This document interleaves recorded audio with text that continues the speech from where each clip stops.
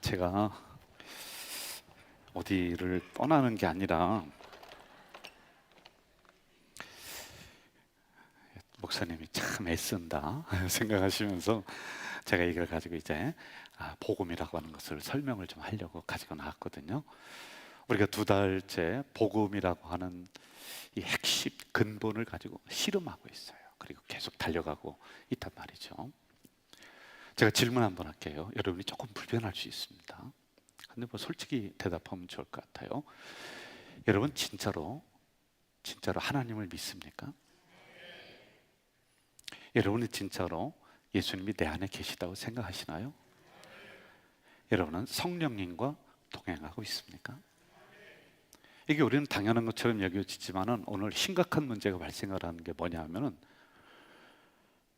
그리스도인들 안에 예수가 없다는 거예요. 교회 안에 하나님이 없어졌다. 이게 너무 심각한 일들이 지금 발생을 하고 일어나고 있다는 거예요. 제가 평생 설교를 하면서 정말 설교를 하면 할수록 인간적인 이야기들은 걷어치우고 핵심인 진리를 선포하고 예수를 선포해도 시간이 없다. 그런데 만약 제가 하나님 앞에 가서 하나님이 이렇게 저에게 평가를 내리시면 제가 굉장히 난감할 것 같아요. 너 평생 동안 네 자랑만 하다 왔다, 네 이론만 펼치다가 왔다 라고 한다면 저는 그때 가서 후회해도 소용이 없을 것 같아요. 제가 종종 우리 성도님들에게 이런 도전을 드리고 있습니다. 여러분이 동안 예수 믿고 예배를 드렸는데 천국에 갔더니 하나님이 나 네 예배 받은 적 한 번도 없다. 그거 어떻게 하실래요, 여러분? 네 기도 내 받은 적 한 번도 없다. 오늘의 목회자인 저는 여러분과 하나님 요 사이에 서서 하나님을 가리키는 손가락이라고 했습니다. 그래서 여러분 이 시간에도 저에게 집중하지 말고요, 저를 통해서 선포되는 예수 그리스도 진리의 말씀에 딱 집중해 주시기를 제가 부탁을 드리는 거예요.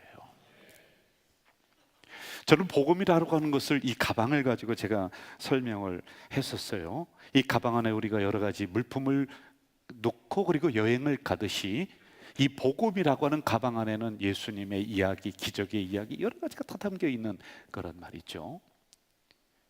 저는 오늘 본문을 3곳을 선택을 했습니다. 그리고 이 가방에서 복음 안에 들어있는 이곳에서 그 해답을 제가 끄집어내며 여러분과 함께 말씀의 여행을 가려고 해요.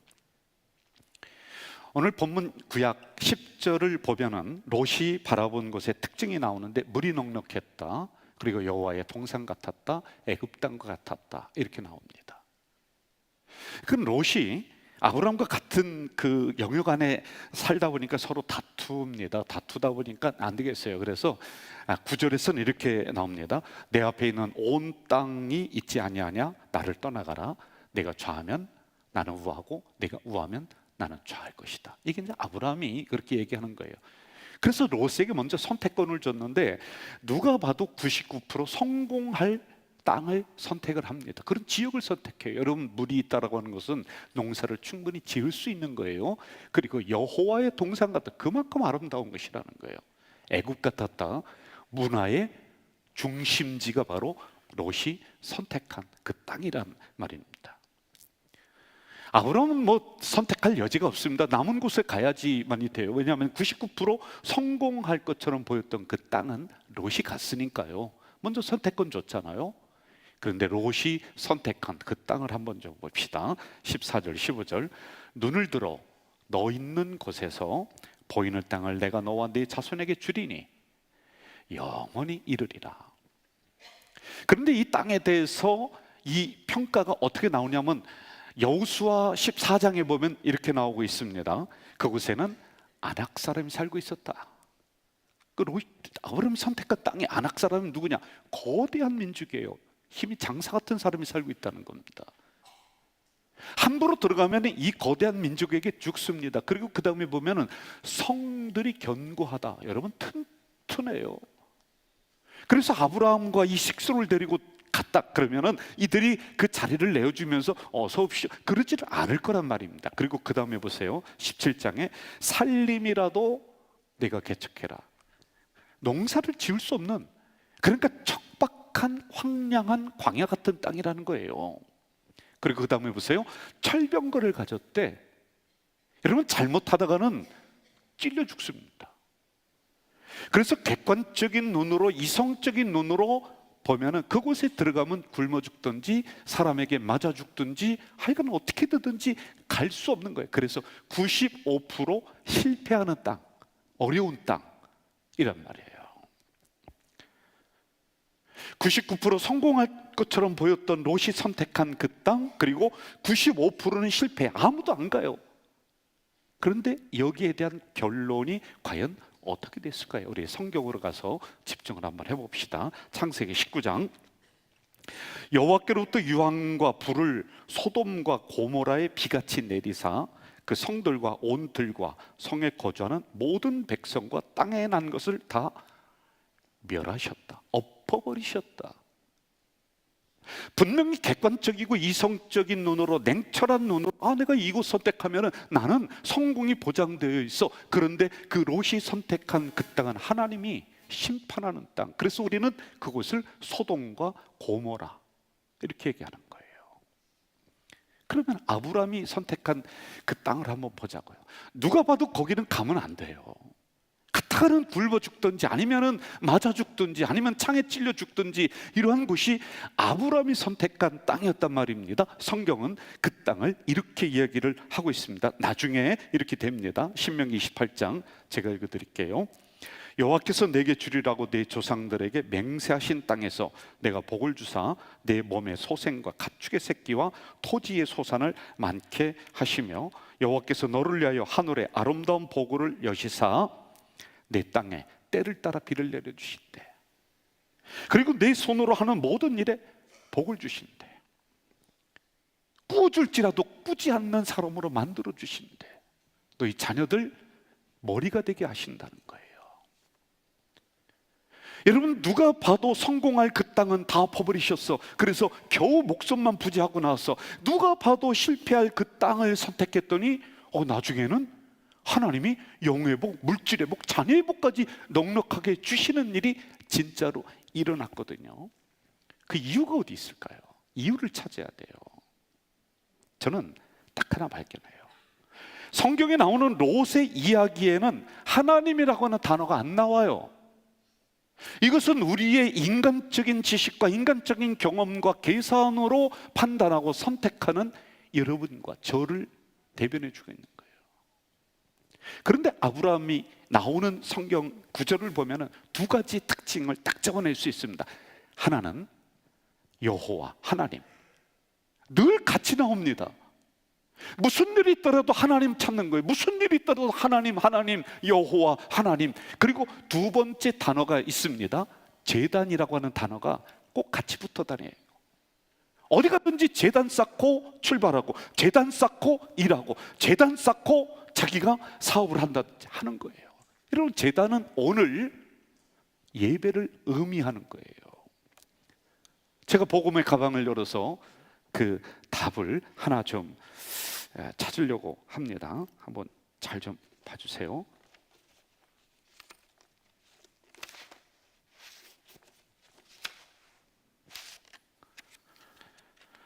저는 성부 앞에 서 있는 예배자, 이렇게 제가 제목을 붙였어요.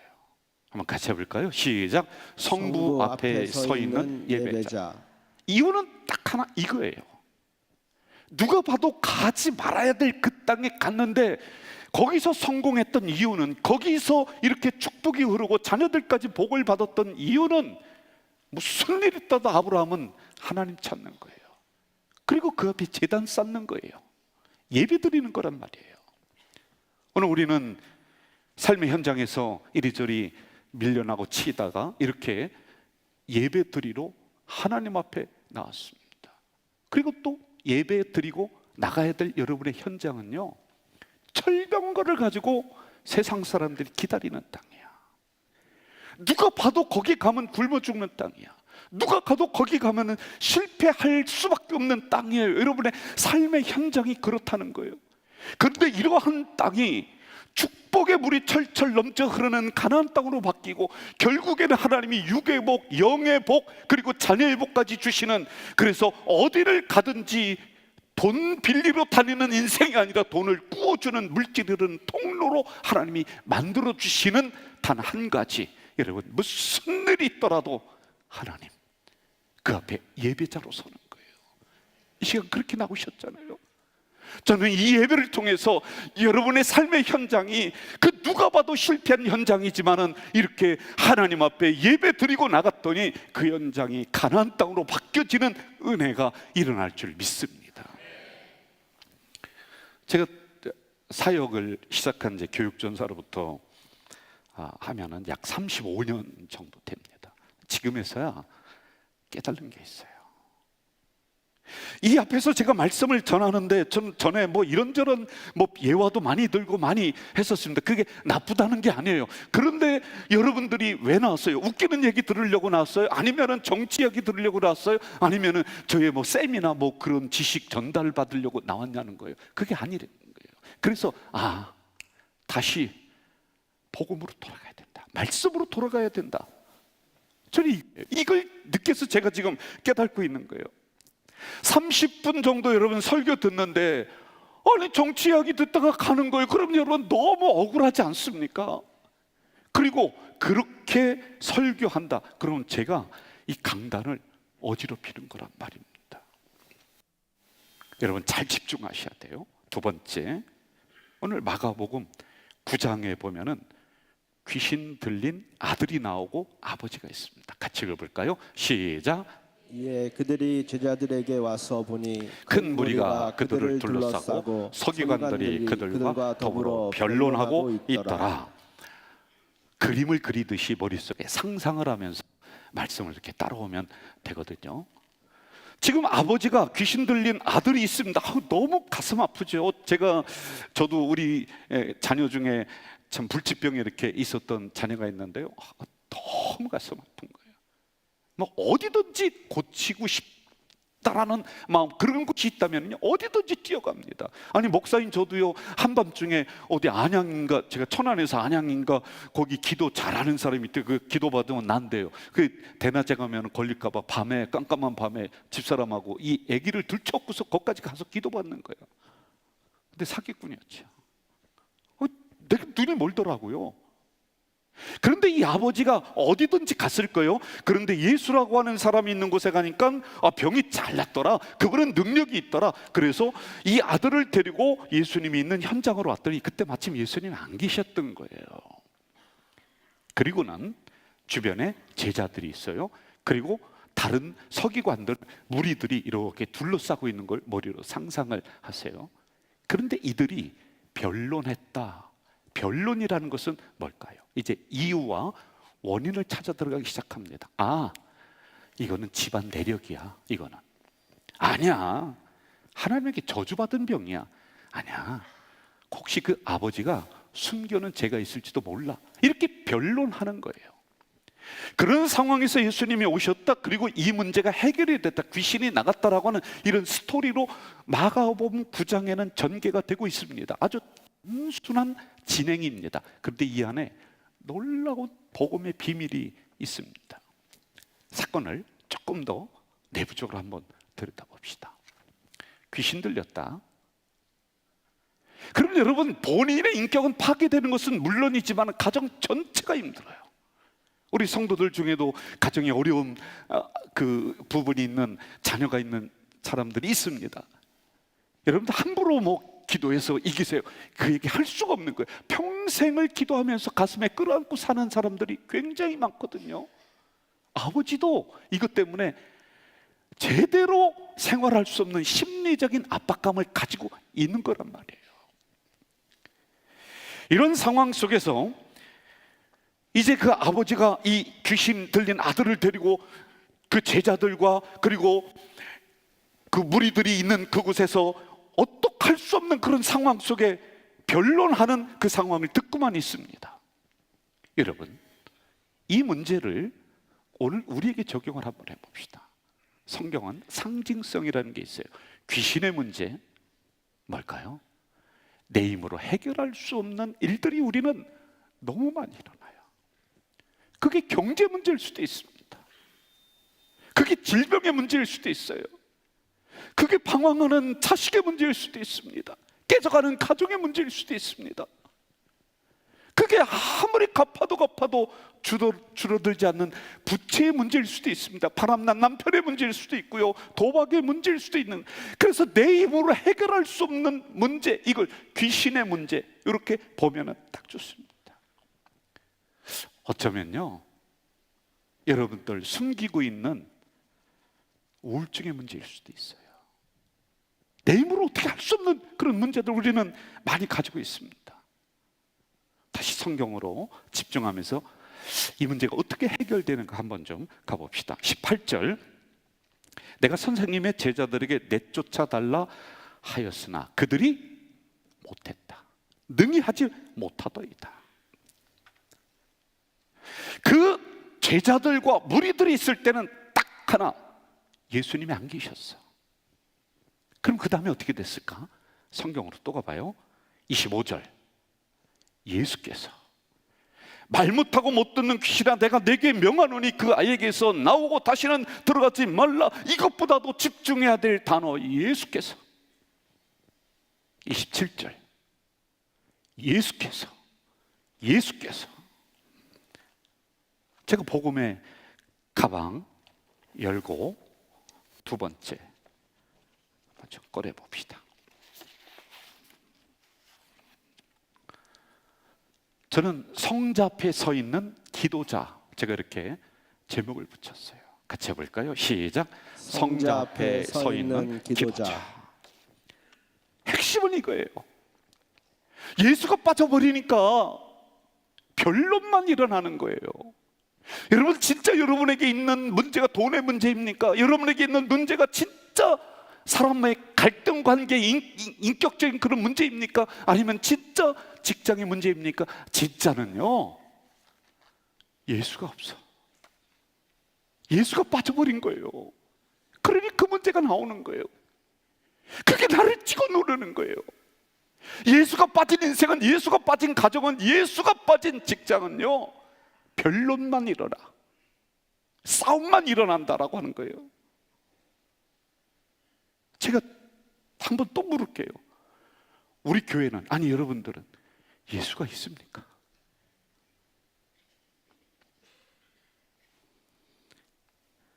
귀신 들린 아버지의 말을 한번 좀 봅시다. 22절 이렇게 나와요. 그러나 무엇을 하실 수 있거든 우리를 불쌍히 여서. 하실 수 있거든 이라는 것은 뭐 당신도 별 수 있겠습니까? 요거거든요. 그래서 예수님이 이걸 고쳐주십니다. 예수 빠진 그리스도인들, 예수 빠진 성도들, 예수님이 내 안에 없어요. 우리의 말이 다 실패의 말이, 안 된다, 힘들다, 죽겠다, 어렵다, 우리는 망할 것이다. 여러분, 그 말대로 되는데 예수 빠지니까 이렇게 돼버리는 거예요. 솔직하게 우리 현실을 한번 좀 냉정하게 한번 보자는 거예요. 복음이신 예수가 있느냐 없느냐라고 하는 거예요. 이 문제를 해결하지 못하는 이 제자들이 있다가, 아니 어떻게 하면은 이러한 문제가 해결됩니까? 라고 하자 예수님이 해결책을 제시합니다. 9장 29절 같이 한번 읽어봅시다. 시작. 이르시되 기도 외에 다른 것으로는 이런 종류가 나갈 수 없느니라. 할렐루야. 그래서 저는 성자 앞에 서 있는 기도자, 여러분, 내 이번에 해결할 수 없는 귀신의 문제들이 많이 있습니다. 그 앞에 그 문제를 가지고 주여 하고 두 손 들고 기도할 때, 명령할 때 그 문제가 해결되고 물러갈 줄 믿습니다. 이게 있느냐는 거예요. 마지막으로 제가 복음의 가방 속에서 하나를 또 더 꺼낼게요. 저는 여기에 있는 성령 동행을, 성령 앞에 서 있는 동행자, 이렇게 제가 제목을 붙였어요. 같이 한번 할까요? 시작. 성령 앞에 서 있는 동행자. 성부, 성자, 성령입니다. 제가 말씀을 연구하는 목사인데 예수님의 그 사역 그리고 마지막 현장을 쭉 성경을 따라가면서 연구하고 읽다 보면은 제자들이 너무 비겁해요. 다 도망가요. 아니 같이 한솥밥을 3년 이상 먹었으면은 어려움도 함께 감당할 줄 알아야 되잖아. 다 도망가. 마가복음에 보면은요, 예수님이 잡혀가는 그 현장에 뒤에서 쫄랑쫄랑 이 제자가 따라갑니다. 그런데 호디부를 이렇게 뒤집어 쓰고 가는 거예요. 그러자 옆에 있는 사람이 너 예수의 제자지 그랬더니 이걸 다 벗어제끼고 도망가요. 아주 부끄러운 현장입니다. 자, 그런데 어느 순간 이랬던 제자들이 예수님을 모른다라고 3번씩 부인했던 이 베드로가 나중에는요, 저는 십자가에 똑바로 못을 박혀 죽을 수가 없어요. 저는 죄인입니다. 십자가 거꾸로 못 박혀 죽는 거예요. 죽창에 찔려 죽는 거예요. 도망가지 않아요. 비겁하지 않아요. 예수 때문에, 복음 때문에 그 현장에서 죽는 거예요. 죽음도 두려워하지 않습니다. 왜 그랬을까요? 사건이 있습니다.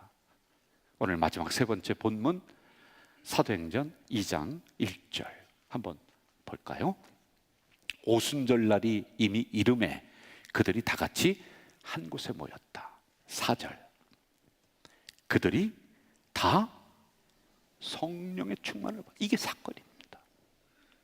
성령과 동행하지 않을 때는 비겁하게 다 도망갔습니다. 그러나 성령이 함께 하시니까 이 사건이 일어나고 난 다음에는요, 담대해지는 거예요. 쫄지 않는 거예요. 죽음도 무섭지 않아요. 저는 여러분에게 다시 한번 제가 도전드리고 싶은 게, 진짜 성령과 동행하느냐. 성령과 동행한다면요, 내 어려움의 문제 앞에서 내가 벌벌 떨면서 뒤로 도망가는 것이 아니라 담대하게 나갑니다. 그렇게 했더니 옥문이 열리잖아요. 여러분의 경제의 문이 열리고 여러분의 자녀의 문이 열릴 줄 믿습니다. 이게 성령과 동행하는 거예요. 성령 앞에 서 있는 동행자란 말이에요. 제가 이 3가지 이 복음을 다시 이 가방에 이렇게 넣을 거예요. 가방에 넣습니다. 성지순례를 갔을 때 사해바다를 저희들 갔었습니다. 근데 거기 가면 안전수칙이 있어요. 바다인데 수영하지 말라는 거예요. 수영하면은 염도가 하도 높아가지고 이 물이 눈에 들어오면은 실명이 된다는 거예요. 그래서 수영 안 된다. 그냥 누워서 가만히 있어라. 힘을 빼라. 힘 주면은 기up등에서 다시 엎어지는 거예요. 그래서 누워 있어라. 맡겨라. 힘 빼라. 요거예요. 여러분, 믿음이 뭘까요? 믿음이라는 것은, 맡긴다라고 하는 것은 내 힘을 빼는 거예요. 그리고 성부 하나님 앞에, 성자 예수님 앞에, 성령님 앞에 당신이 나의 주인이십니다라고 인정하는 거야. 아무리 사막과 같은 현장이지만은 그 앞에서 하나님 하면서 예배자로 나는 서 있을 수 있잖아요. 예배 드릴 수 있잖아요. 귀신이라고 하는 문제 앞에서 예수님 의지하면서 주여 하고 두 손 들고 기도할 수 있잖아요. 성령님 함께 하시니까 두려워하고 염려하는 것이 아니라 담대하게 이 세상을 향해, 문제를 향해 나아갈 수 있잖아요. 이게 믿음 아닌가요? 이 3가지 성부, 성자, 성령을 우리는 복음의 가방 안에 놓습니다. 이거 마지막 할 수 있어요. 어떤 상황이든지 내 손에서 이 복음을 놓지 않는 거예요. 여러분 마음에서 이 복음을 놓지 않는 거예요. 하나님이라고 하는 단어, 예수라고 하는 단어, 성령이라고 하는 단어, 주님 도와주세요. 성령님 도와주세요. 하나님 도와주세요. 이걸 우리가 할 수 있잖아요. 그래서 이거 가지고서 우리가 인생을 걸어갈 수 있잖아요. 저는 이번 한 주간 여러분이 이 복음과 동행할 때 하나님께서 여러분의 현장을 물이 철철 넘쳐흐르는 가나안의 축복의 땅으로 만들어 주실 줄 믿습니다. 여러분의 현장에 있는 귀신과 같은 내 힘으로 해결할 수 없는 그 문제가 예수 이름으로 해결될 줄 믿습니다. 성령이 동행하실 때 여러분 앞에 있는 가로막고 있는 문들이 열릴 줄 믿습니다.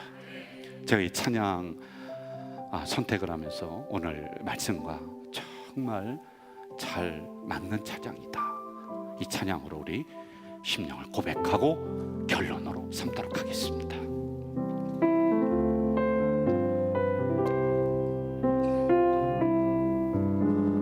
나의 평생에 가장 복된 일은 내가 예수님을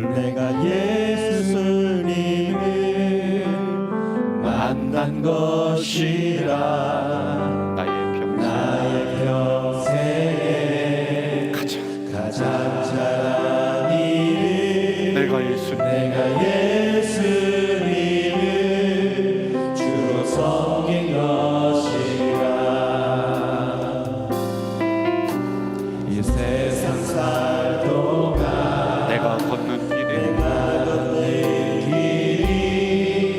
때론 험하여서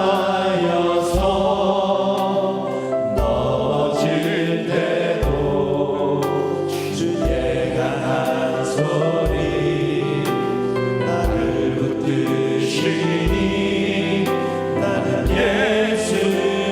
예수님만 주로 섬기며 살리. 여러분 우리 두 손 들고 고백합시다.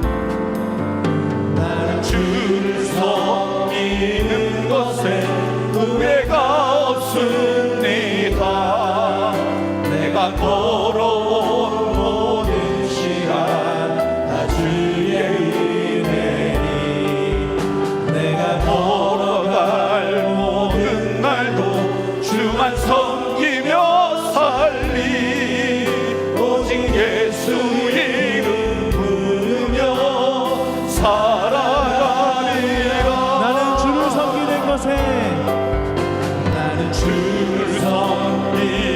것에 후회가 없습니다.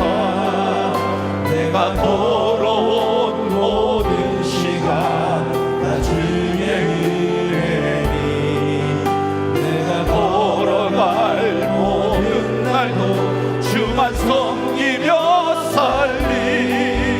오직 예수 이름 부르며 살아가리라. 이것이 나의 간증이요. 아멘. 이것이 나의 찬송일세. 나 사는 동안 끊임없이 구주를 찬송하리. 한번 더 고백합니다. 이것이 나의 간증이요. 이것이 나의 간증이요. 이것이 나의 찬송일세. 나 사는 동안 끊임없이 구주를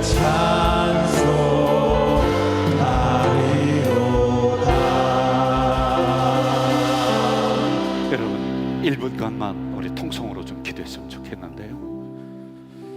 사막과 같은 누가 봐도 95% 실패할 그 현장이지만은 하나님 붙잡고 예배자로 서 있으면은 그 변화가 된대요. 다른 거 없어요. 귀신과 같은 문제들이 내 앞에 내 힘으로 해결할 수 없는 것들이 너무 많지만은 주여 하고 부르짖어 기도하면은 성자 앞에 서 있는 기도자가 되면은 이 문제가 해결됩니다.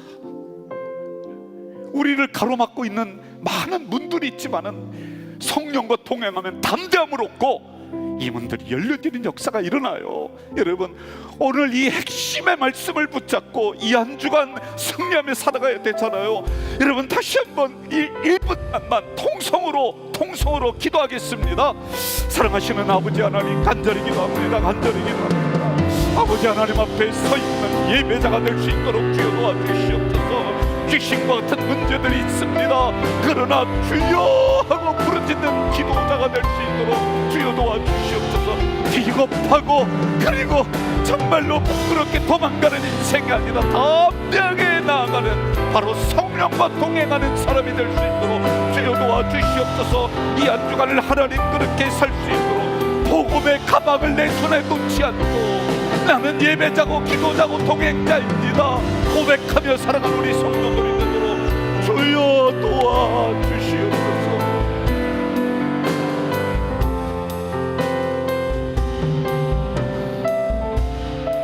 예수님의 이름으로 기도하옵나이다. 아멘.